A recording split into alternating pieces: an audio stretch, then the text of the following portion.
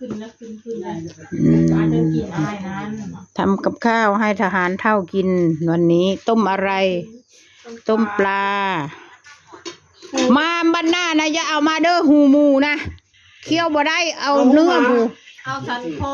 บ่เฮ้เอาเนื้อมาก้อยก็เนื้อมันนะไอ้อันนั้นนะว้ายบ่เข้าเคี่ยวซอยจุนะซอยจุนะเด้ออุเทน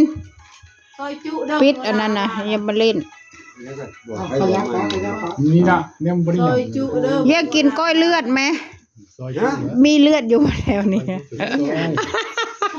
ใครมีเลือดแรงมากที่สุดระหว่าง3 คนนะอรุณอันนั้นนะสหายอรุณอันนี้สหายอุเทน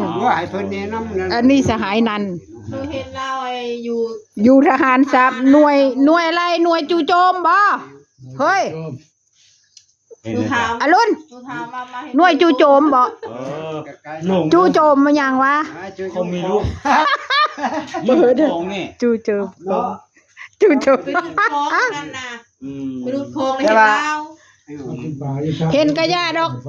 ไปกินป่าบ้านมันวะบ้านอุเทนนะไว้ไปก็บ่ยากเลยเนาะกระยาแล้วมันบ่ได้ถูกให้เอาเบอร์ให้แล้ว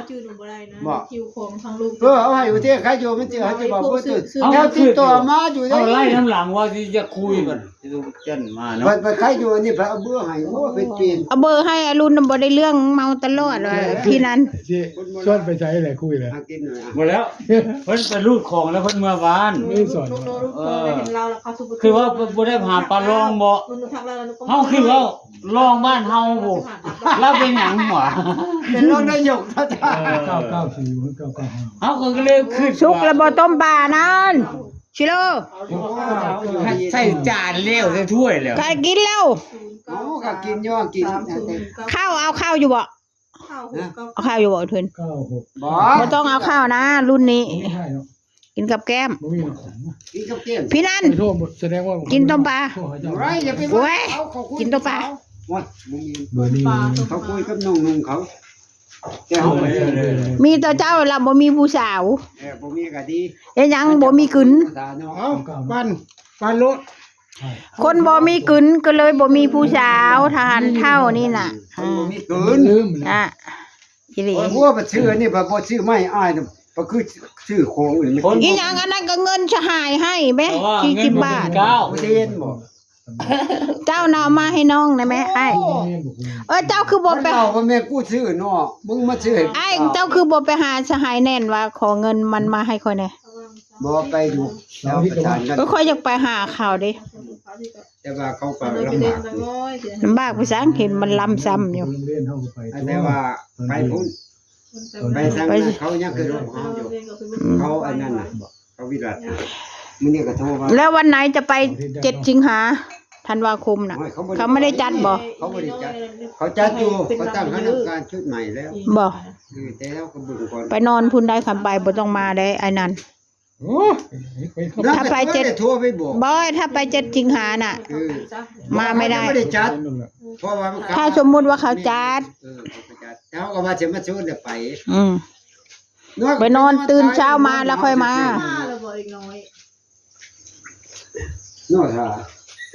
อุเทนไปไหนวะ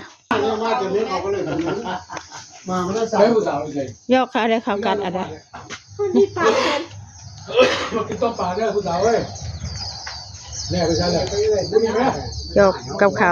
เดี๋ยวเขาก็กัดดูมันบอกกัดดอกมาอันนั้นน่ะมีกัดก็ได้ไม่ได้แพนด้า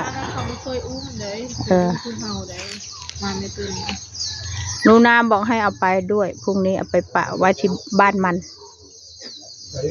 นั่นยุให้เมื่อเฮือนแล้วได้ยุให้เมื่อเฮือนแล้วได้ยุเอ้ยก็บอกกินไงเขาจะกัดเขาเด้อ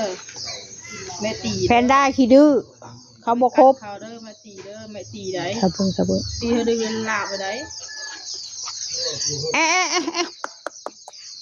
ก็มานายมมาชื่อยังดูแพนต้าบ่แพนด้ากับเอียงแพนด้ากับเจ้ายัง หมาไม่ตื่นนะคืออย่างแพนด้ากับอย่างนี้ดาด้าบอกดาด้าแพนด้าบอก ไปแล้ว แพนด้าลงไปนะทำไมลูก เมื่อแล้วบัดนี้นะเมื่อแล้วไม่ไปเด้อไป มันยั่วให้โกโก้กลับไปคือโกโก้ก็บ่ยอมไป เอาจับเอาตอนนั้นแล้ว ไปแล้วไปแล้ว อย่าไปกัดเขาเด้อลูกอย่าไปกัดอ้ายเด้ออย่าไปกัดเด้อ นั่น อย่าไปกัดเขาอย่าไปคูเขาได้แม่ตีได้หนามันมากอันนั้นเล่นลายอันนั้นให้ไปตัวสั่งมันลายนะหนามันนะตัวคนนี้นอนมันไม่ได้เป็นนี่ไหนวันมันคนละพันอันนั้นมันหนาเลยอันนี้มันหนา บ่แล้วมันเอามาจากบ้านชมโอคือกันมันบ่มาแล้วนั่นพันเดียวกัน พอได้กันตานี้หน้ามันแหลมกว่านี่มาของหนูทำไมนี่ว่าน้ำเส้นตาน้อยคือให้มูเขาแล้วมูคือก้อนนี่ทายดิ โกโก้บอกเข้าไปหาเพื่อนนะ คืออะไรเราจะสู้เขาได้อยู่บ่แพนด้าฮะไม่เอาเก่งชะดอกเพื่อนนะไปเข้าบ้านมาลูกแพนด้าไหมไม่เอาเขาจะกัดลูกเลยไม่เอานะเราเข้าบ้านเราเนาะไม่ได้